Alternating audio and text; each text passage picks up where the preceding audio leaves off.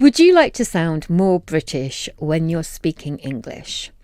Or perhaps you'd just like to understand what British people are going on about?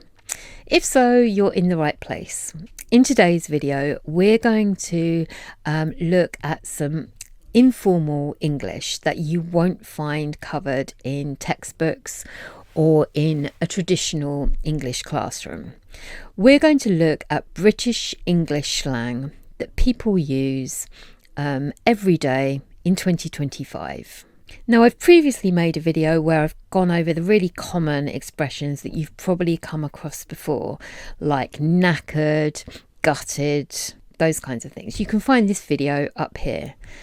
But today I've dug a little bit deeper and I've really been listening to the language that people around me are using and put together a list of 28 expressions that I want to share with you.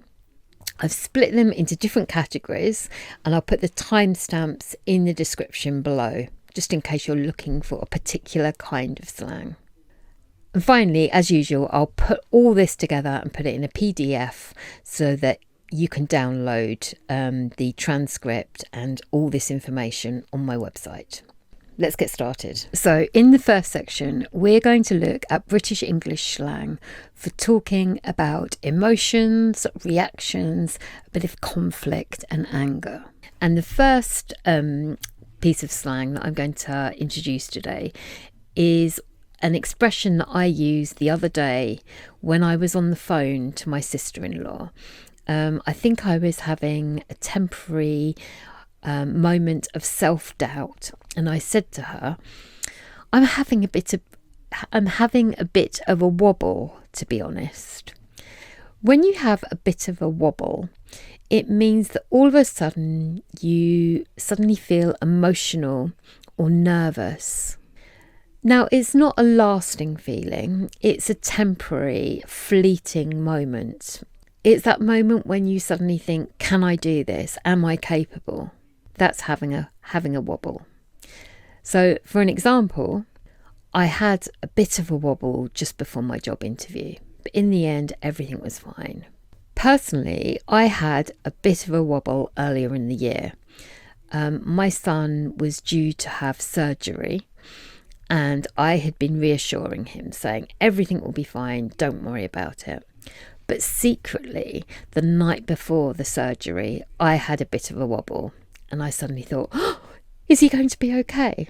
I mean, my son is, he's now 20 years old. He's not a child. But at the same time, I think no matter how old your children are, you still sometimes have a wobble when you're worried about them. With the second expression, we're staying with the word wobble, but it means something a little bit different here. And it's to throw a wobbler or to throw a wobbly. And when you throw a wobbler or throw a wobbly, it means that you lose your temper. Now, I'm a fairly even-tempered person. I don't often lose my temper. I don't often throw a wobbly. The last time I did, it was probably something involving the kids, when I'd reached my limits and I threw a wobbly. But just to think of an example, the man threw a wobbler when somebody crashed into his car. The woman threw a wobbler when she discovered that her partner had spent £500 on a night out.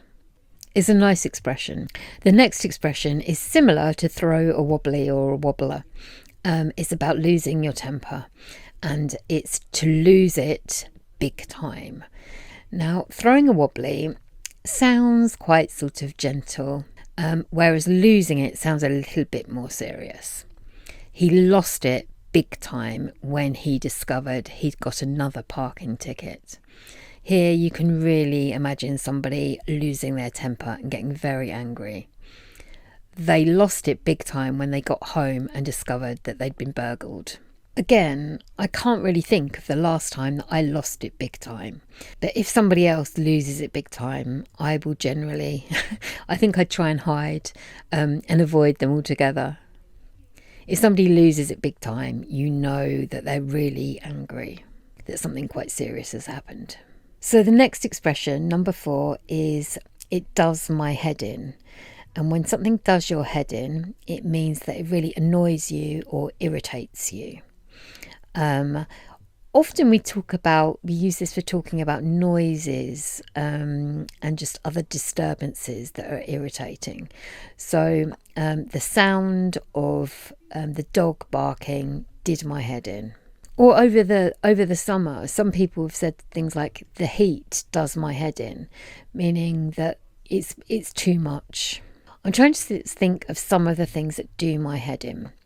Some of the things that do my head in are people who complain all the time. They do my head in. On the London Underground, when it's really, really packed and busy, it does my head in. Another thing that does my head in, bad manners. Bad manners do my head in. I appreciate people having good manners. The next expression is off your head. And when somebody is off their head, it means that they're acting crazy or being really unreasonable, or maybe they're even drunk. Somebody might say, you spent how much on a pair of trainers? You're completely off your head, meaning that's ridiculous, insane. I have a friend who likes to go swimming in the river at 6 o'clock in the morning, even in the middle of winter. As far as I'm concerned, she is totally off her head. As far as I'm concerned, that's crazy behaviour. Do you get the idea? The next expression is negging. And when you neg somebody, it means that you give them a backhanded compliment. And a backhanded compliment is something that sounds positive, but is actually quite insulting. So if somebody said to you something like, oh, you look good for your age, the for your age bit is negging. Negging is a bit toxic and manipulative. Somebody who says something to you like, oh, you'd look much better without all that makeup. There's an example of negging. So next up is the word aggro. And something that is aggro is inconvenient, it's a hassle, and often it's tinged with aggression. So if somebody said there was a bit of aggro outside the pub last night, it would mean that there was a bit of trouble outside the pub last night, and it would give the impression that there was some aggression going on there. You can use it also in a more sort of playful way, like talking about, sort of your little kids. My 3-year-old got back from nursery and he was a bit aggro. This would mean that he was kind of a bit bad-tempered and having tantrums, that kind of thing. Where are we? Is it 8? Number 8 is to be gunning for somebody. And when you're gunning for somebody, it means that you're strongly criticising or trying to bring somebody down. So an example of this might be the media were gunning for him all week, meaning the media were targeting a public figure and trying to criticise him and bring him down. You might say to somebody, it really feels like you're gunning for me, meaning if they're being overcritical. Or if they seem to be on your case. On your case means constantly sort of trying to chase you up. Number 9 is to kick off. And this is slang that comes from football, and when the kick-off is the beginning of a football match. But in the context we're talking here, kicking off often is sort of used when we're talking about trouble. Oh, it all kicked off. Next up, while we're talking about all this arguments and aggression, is to be in someone's face. And when you're in somebody's face, it means you're aggressively confrontational. Imagine somebody literally sort of being up close to you.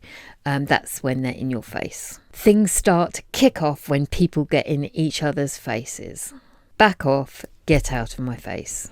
The next bit of slang on a similar sort of theme is to rein it in. And when somebody tells somebody else to rein it in, it means to control themselves, to control their behaviour. Calm down, stop going too far. Rein it in, it's just not that serious.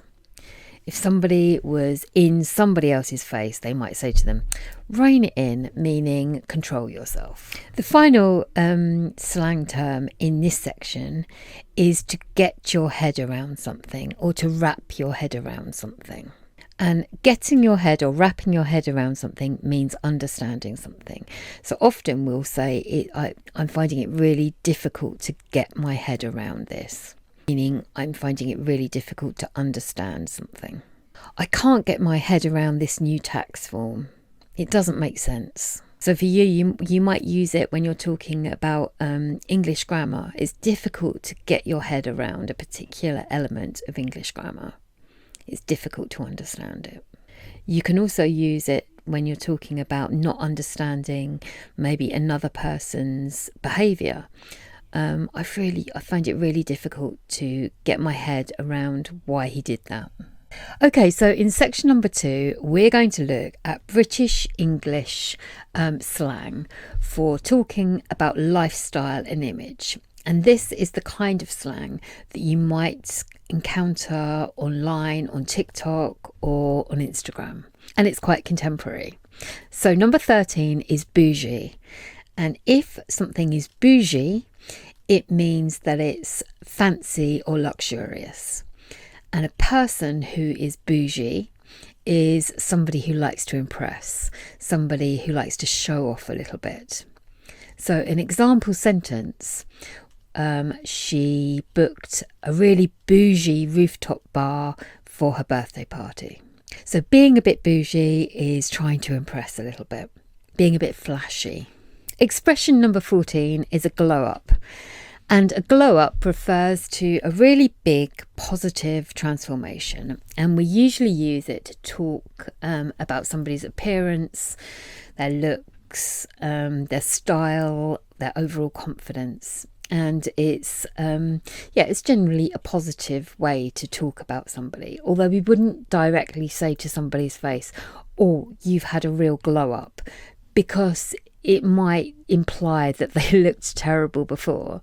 And it's not really meant to have negative connotations. It's meant to really be a positive thing. So it's the kind of expression that gets kind of used in groups when talking about people within that group when they're not present. Have you seen Michael lately? He's had a real glow up. I hardly recognised him. Expression number 15 is one that I don't use myself very much, but I encounter this quite a lot when just online and things, and it's main character energy. And if somebody has main character energy, it means that they're giving off energy as if they are the star of their own film. Now, it can be seen as a positive because it's good for somebody to have, high self-esteem, but it could be perceived as being a little bit arrogant as well. Somebody who waltzes around or swans around with main character energy could be seen as not really giving a damn about anybody else. They're the star of their own film and they are the focus of everything. She walked into the cafe with full main character energy. So she wasn't paying attention to anybody else. All the focus was on her and she knew it. Number 16 is I'm here for it. And this is an expression which you can use to show your support or your strong approval for something. An example might be something like, they've opened up a new matcha place round the corner from my house. And I'm totally here for it, meaning I'm really enthusiastic about it. I'm really pleased about it. Another example, I heard that they're going to bring out a new series of Mindhunter on Netflix, and I'm completely here for it. That's not actually true. But if they did, I would be completely here for it. I loved Mindhunter. Have you watched it? Number 17 is it's giving. And we use this to describe the vibe, the impression, or the feeling of something. So you could say something like, it's giving 1990s rom-com, which would mean that it has the feel of a romantic comedy that was made in the 1990s. Or it's giving English teacher chic. meaning a piece of fashion is kind of giving the same impression of the kind of clothes that an English teacher would wear. I'm not entirely sure what they are, but with this expression, it's giving, I tend not to use this. I don't think I've ever used it. I'm in my 50s and I don't know, it just doesn't sit quite right. But millennials, Gen Z, they use this all the time, and I'm sure you will have come across it online. Next up, we have low-key, and low-key is used as an adverb to mean quietly or secretly. So an example, a personal example here. I'm low-key loving Love is Blind UK on Netflix. It's a guilty pleasure. I'm not going to go around shouting about it. It's low-key. It's a bit secret. I'm keeping it quiet. Number 19, extra.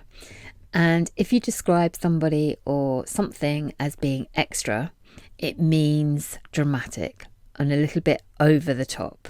He brought balloons, flowers, and a cake. So extra.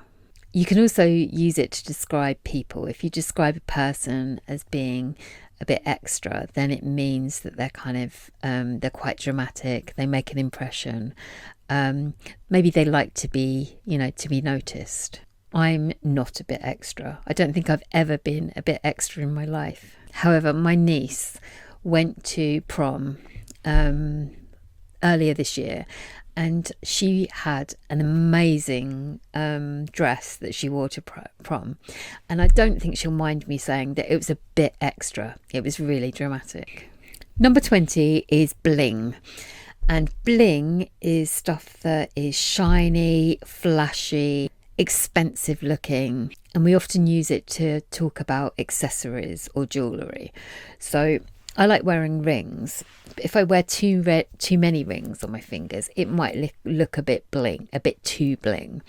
I'm wearing quite a few bracelets at the moment, so you could say that was a bit bling.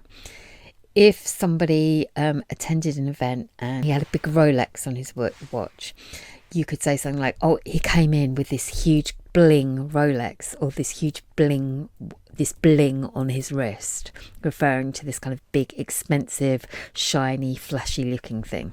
We can also use bling to talk about houses and cars as well. Number 21 is to pimp up. And if you pimp something up, it means that you improve the appearance of something, often in a really flashy sort of bling way. Some people pimp up their cars.